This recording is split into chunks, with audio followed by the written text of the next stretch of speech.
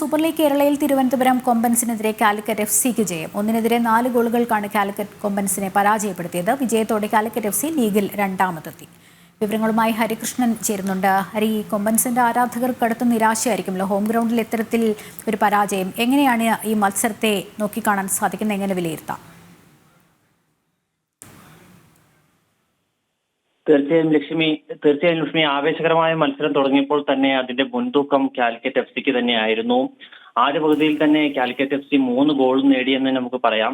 അതിൽ തന്നെ മികച്ച രീതിയിലുള്ള ഒരു മുന്നേറ്റം തന്നെ കാലിക്കറ്റ് എഫ് സി നടത്തി. അതിന്റെ കൊമ്പൻസിന്റെ ഡിഫൻസ് ഇന്ന് വളരെ രീതിയിലുള്ള ഒരു മോശം പ്രകടനമാണ് കാഴ്ചവെച്ചത്.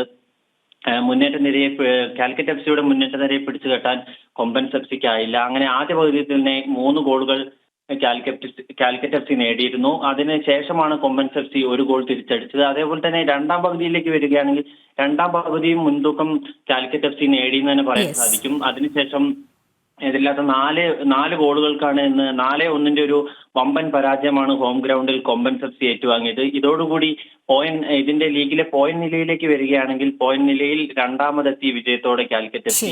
ഇപ്പോൾ കൊമ്പൻസ് എഫ് സിയുടെ സെമി പ്രതീക്ഷ മങ്ങി എന്ന് തന്നെ പറയാൻ സാധിക്കും. ഇനിയുള്ള മത്സരങ്ങളെല്ലാം കൊമ്പൻസ് എഫ് സിക്ക് വളരെ നിർണായകമാണ്. ഇനി വിജയമില്ലെങ്കിൽ കൂടെ ഈ ലീഗിൽ നിന്ന് പുറത്താവുന്ന ഒരു സാഹചര്യത്തിലേക്കാണ് കൊമ്പൻസ് എഫ് സി പോകുന്നത്. ഇപ്പോൾ നിലവിൽ ഹരികൃഷ്ണനാണ് വിവരങ്ങൾ നൽകിക്കൊണ്ടിരുന്നത്.